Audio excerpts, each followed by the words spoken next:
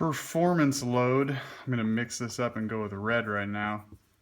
I didn't really understand this chapter that much other than to say performance load is how much you can do.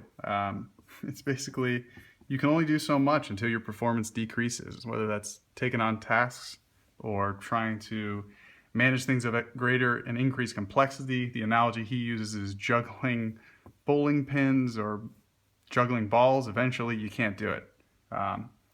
One thing that I thought was interesting in this, and it reminded me of, and let me get back to see where it is. The default mindset. Oh yeah. Okay. So there's a good book called Performance Product Development Flow. If you just Google Flow, it's by Don Reinertsen. I might be spelling that wrong.